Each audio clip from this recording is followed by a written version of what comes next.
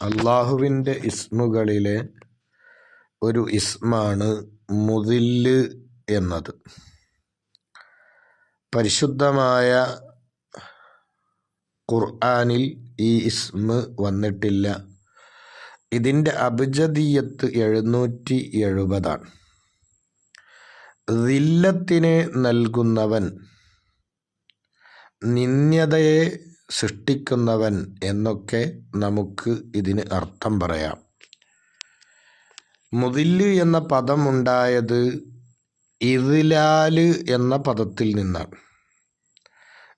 പ്രതാപമുള്ള അവസ്ഥയെ ഊരിക്കളയുക എന്നാണ് ഇദ്ലാല് എന്ന് പറഞ്ഞാൽ. അല്ലാഹു സുബ്ഹാനഹു വ തആല അല്ലാഹു ഉദ്ദേശിച്ച സൃഷ്ടികളെ അവന് നിന്ദ്യമായി അള്ളാഹുവിൻ്റെ മഹത്വത്തെ ഉൾക്കൊണ്ടുകൊണ്ട് അള്ളാഹുവിൻ്റെ മുമ്പിൽ നിന്ദ്യരായ ഒരവസ്ഥയിലേക്ക് ആക്കുന്നവനാണ് അല്ലാഹു തആല. ഒരു മനുഷ്യൻ തൻ്റെ റബ്ബിനെ സംബന്ധിച്ച് തൻ്റെ റബ്ബാണ് മുദില്ല്, നിന്ദ്യത ഏതൊരു വസ്തുവിന് വരുന്നുണ്ടോ അതൊക്കെ അള്ളാഹുവിൽ നിന്നുള്ളതാണ് എന്ന ഒരു തിരിച്ചറിവിലേക്ക് എത്തുമ്പോൾ തീർച്ചയായും അല്ലാഹുവല്ലാത്ത മറ്റൊന്നിൻ്റെ മുമ്പിലും അവൻ നിന്ദ്യനാകാൻ അല്ലെങ്കിൽ താഴ്മയുള്ളവനാകാൻ പോവുകയില്ല. തൻ്റെ റബ്ബിൻ്റെ മുന്നിൽ മാത്രമേ താഴ്മ പ്രകടിപ്പിക്കൂ എന്ന ഒരു തലത്തിലേക്ക് തീർച്ചയായും അവൻ എത്തുക തന്നെ ചെയ്യും. ഒരു മനുഷ്യൻ്റെ കണ്ണ്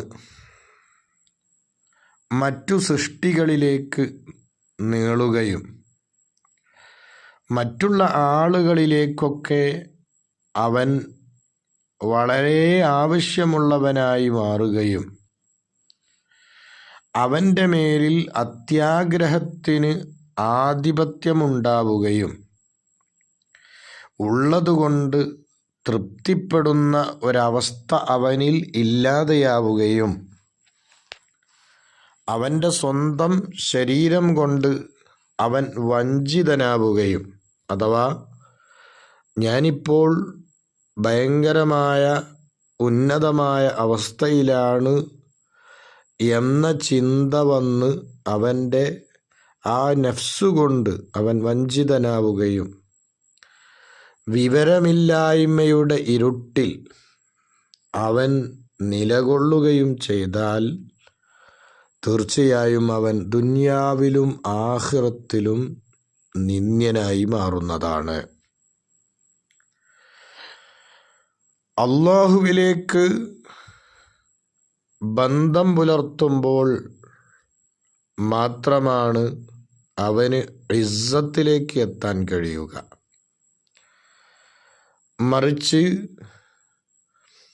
ദുനിയാവിലേക്ക് അവൻ്റെ കണ്ണുകൾ നീളുകയും ദുനിയാവിൻ്റെ മേലിലുള്ള ആഗ്രഹങ്ങൾ അവൻ്റെ മേലിൽ ആധിപത്യം പുലർത്തുകയുമൊക്കെ ചെയ്താൽ എല്ലാ സ്ഥലത്തും അവൻ നിന്ദ്യനായി മാറുന്നു. ഈ ഇസ്മുമായിട്ട് ഒരു മനുഷ്യന് തഅല്ലുഖ് ഉണ്ടാകുമ്പോൾ, ബന്ധമുണ്ടാകുമ്പോൾ അവനിൽ പ്രകടമാകുന്ന ഒരു സ്വഭാവം, അവൻ്റെ ശരീരത്തിന് നിന്ദ്യത ഇല്ലാതെയാകാൻ അള്ളാഹുവിനോട് അവൻ സഹായം ചോദിച്ചുകൊണ്ടേയിരിക്കും. നിന്ദ്യതയുടെ എന്തൊക്കെ കാരണങ്ങൾ ഉണ്ടാകുമോ ആ കാരണങ്ങളിൽ നിന്നൊക്കെ രക്ഷപ്പെടാൻ അള്ളാഹുവിനോട് സഹായം തേടുകയും നിന്ദ്യനായി പോകുന്നതിൽ നിന്ന് അള്ളാഹുവിനോട് കാവൽ തേടുകയും ചെയ്യുന്നതാണ്.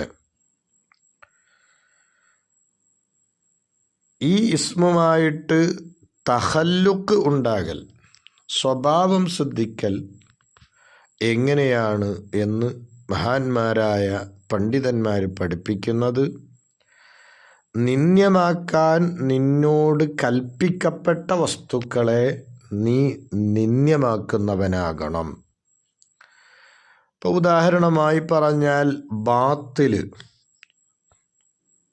അസത്യം, അസത്യത്തിൻ്റെ കൂട്ടം ആളുകൾ, അവരൊക്കെ നിന്ദ്യതയിലേക്ക് ആകേണ്ടവരാണ്. അസത്യത്തെയും അസത്യത്തിൻ്റെ അഹ്ലുകാരായ ആളുകളെയും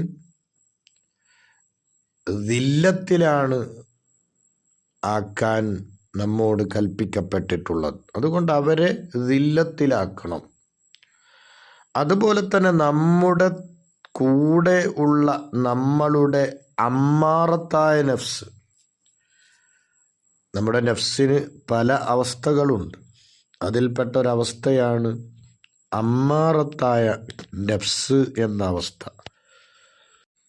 അമ്മാറത്തായ നഫ്സ് എന്ന് പറയുമ്പോൾ നമ്മളുടെ നഫ്സ് നമ്മോട് എപ്പോഴും തെറ്റായ കാര്യങ്ങളെ കൊണ്ട്, ചീത്തയായ കാര്യങ്ങളെ കൊണ്ട്, വൃത്തികേടുകൾ കൊണ്ട് കൽപ്പിച്ചു കൊണ്ടേയിരിക്കുന്ന ഒരവസ്ഥ. അപ്പം ആ അവസ്ഥയിലുള്ള നഫ്സിനാണ് നഫ്സ് അമ്മാറത്ത് എന്ന് പറയുന്നത്. ആ നഫ്സ് അമ്മാറത്തിനെ നമ്മൾ ദില്ലത്തിലാക്കണം. അതുപോലെ തന്നെ മനുഷ്യന്മാർക്ക് വസ്വാസുണ്ടാക്കി കൊടുക്കുന്ന ജിന്നുകളിലും മനുഷ്യരിലും പെട്ട പിശാചുക്കൾ, ആ പിശാചുക്കളെ നമ്മൾ ദില്ലത്തിലാക്കേണ്ടതുണ്ട്. ഇങ്ങനെ ദില്ലത്തിലാക്കുമ്പോൾ തീർച്ചയായും നമ്മൾ ഈ ഇസ്മു കൊണ്ട് സ്വഭാവം ശ്രദ്ധിച്ചവരാകും. യാ മുദില്ലു യാ അല്ലാ എന്ന ഇസ്മിനെ ഒരാൾ അതിൻ്റെ അബ്ജദീയത്തിൻ്റെ കണക്ക് പ്രകാരമോ അല്ലെങ്കിൽ അതിനേക്കാൾ കൂടുതലോ ആയി ചൊല്ലൽ പതിവാക്കി കഴിഞ്ഞാൽ അസൂയാലുക്കളിൽ നിന്നും അക്രമികളിൽ നിന്നും അവന് നിർഭയത്വം ലഭിക്കും എന്നതാണ്. അസൂയയുടെ മേഖലകൾ ഇന്ന് വളരെ വിശാലമാണ്. അസൂയയുടെ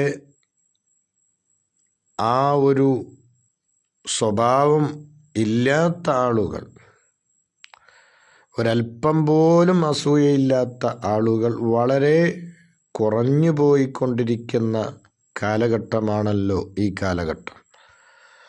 അതുകൊണ്ട് തന്നെ ആ അസൂയക്കാരുടെ ഉപദ്രവങ്ങളിൽ നിന്ന്, അക്രമികളുടെ അക്രമങ്ങളിൽ നിന്നൊക്കെ നിർഭയത്വം ലഭിക്കാൻ ഈ ഇസ്മിനെ ധാരാളം അധികരിപ്പിക്കണം എന്നാണ്. 7 ദിവസം 1000 പ്രാവശ്യം വെച്ച് തുടർച്ചയായി ചൊല്ലുമ്പോൾ നമ്മെ നശിപ്പിക്കാൻ വേണ്ടി പരിശ്രമിക്കുന്ന ശത്രുക്കളൊക്കെ പരാജയപ്പെടും. അതുപോലെ തന്നെ ശത്രുവിനെ ഒതുക്കാൻ സാധിക്കും. ശത്രുവിനെ ഭയക്കുന്ന ആ ഒരവസ്ഥയിൽ നിന്ന് നമുക്ക് രക്ഷ ലഭിക്കും എന്നൊക്കെ പണ്ഡിതന്മാർ പഠിപ്പിക്കുന്നുണ്ട്. പല സൂഫിയാക്കളും മഹത്തുക്കളും ശത്രുവിൻ്റെ കുതന്ത്രങ്ങളിൽ നിന്ന് രക്ഷപ്പെടാൻ നിർദ്ദേശിക്കാറുള്ള മുദില്ല് എന്ന ഇസ്മു ഉൾക്കൊള്ളുന്ന ഒരു ദിക്റാണ് യാ മുദില്ല കുല്ലി ജബ്ബാരിൻ ബിഖഹ്രി അസീസി സുൽത്താനിഹി.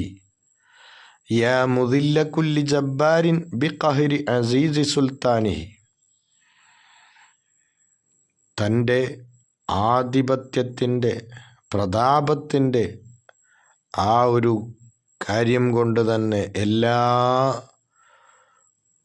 ദുശക്തികളെയും നിന്ദ്യനാക്കുന്ന അള്ളാഹുവേ എന്നുള്ള അർത്ഥമാണ് ഈ മഹത്തായ ദിക്റിന് ഉള്ളത്.